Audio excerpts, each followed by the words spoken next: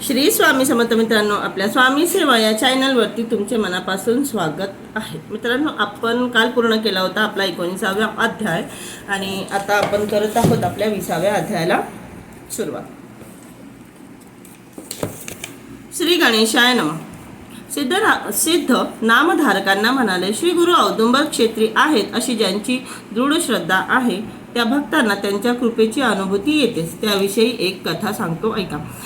श्री गुरु, आता कालच्या व्हिडिओतच कालच्या अध्यायात आपण वाचलं मित्रांनो की औदुंबराच्या खाली विष्णूजींनी साक्षात सांगितलेलं होतं की औदुंबराच्या झाडाखाली मी आणि लक्ष्मी माता आणि साक्षात विष्णूजी हे नेहमी वास करत असणार। आणि विष्णूजी म्हणजेच दत्तगुरु म्हणजेच नृसिंह सरस्वती। तर इथे विषय आता नृसिंह सरस्वतींचा चालू आहे की ते औदुंबर क्षेत्री आहेत।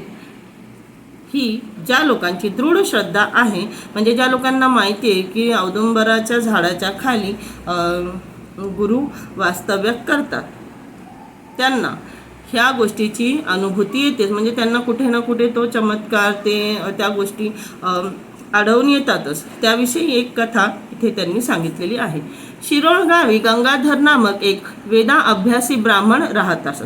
त्यांच्या सुशील पत्नींना 5 पुत्र झाले, पण त्यापैकी एकही जगला नाही।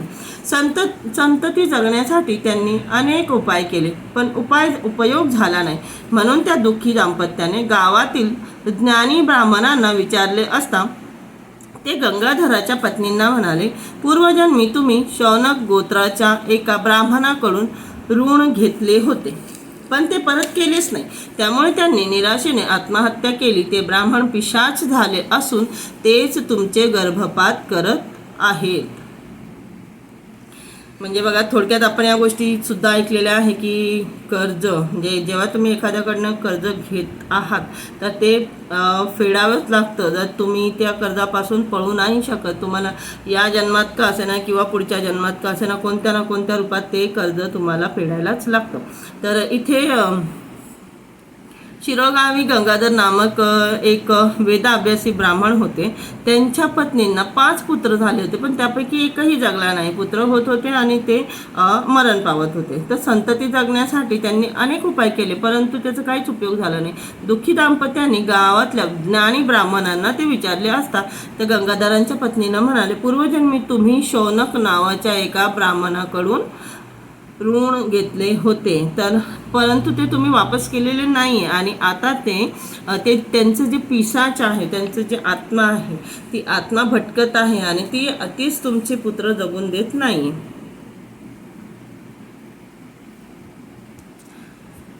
ते ऐकून त्या ब्राह्मणी शोकाकुल झाल्या। त्यांनी ब्राह्मणांचे पाय धरले व म्हणाल्या, माझ्या पूर्व दुष्कृत्यामुळे मी मातृत्व सुखाला मुकली आहे। आता तुम्हीच काहीतरी मार्ग दाखवा। त्यावर ते म्हणाले, कन्या, तुम्ही ब्रह्मद्रव्याचा उपहार व ब्रह्महत्या असे दुहेरी पातक केले आहे।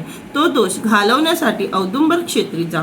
तिथे राहून गुरुचरणाची आराधना करा। ते पवित्र गुरुपीठ आहे। तेथील पाप विनाशी तीर्थात स्नान करून तुम्ही औदुंबराला पाणी घाला। असे 7 वेळा करून श्री गुरूंच्या चरणावर जलाभिषेक करा।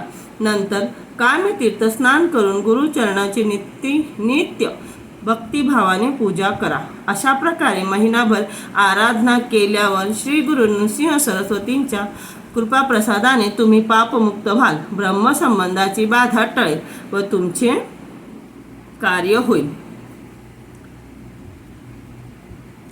मित्रांनो, त्या ज्या ब्राह्मणी आहेत त्यांचे पुत्र का जगत नव्हते याच्या मागचं रिझन तर आपल्याला कळलेलं आहे, पण त्यांना का नाही जगत आहेत पुत्र, कारण की त्यांना 2 पाप लागलेले। तर ब्रह्मद्रव्याचा उपहार व ब्रह्महत्या असे दुहेरी पातक त्यांना लागलेलं होतं। ब्राह्मणाकडून त्यांनी जे द्रव्य घेतलं होतं, म्हणजे त्यांनी जे पैसे घेतले होते, त्या पैसे त्यांनी वापस केलेले नव्हते आणि त्यामुळे ते ब्राह्मणाला जो ब्राह्मण मृत्यू पावला तर त्याच्या हत्येचं पातक सुद्धा त्यांनाच लागलेलं होतं। मग त्यांना हे दोष घालवण्यासाठी त्यांनी औदुंबर क्षेत्री पाठविले।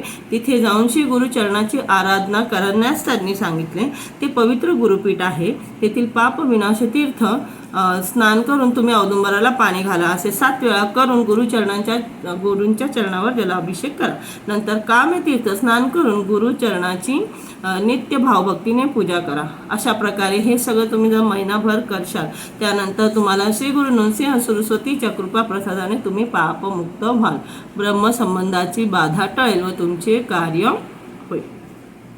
औदुंबराच्या क्षेत्राची तिथे जाऊन तिथे गुरूंच्या जे चरणाची आराधना करा, तिथे जा. कारण की तिथे आपल्याला आता आपण पाहिलेलं आहे की औदुंबराच्या झाडाखाली श्री गुरु वास्तव्य करता, हे एक सत्य आहे.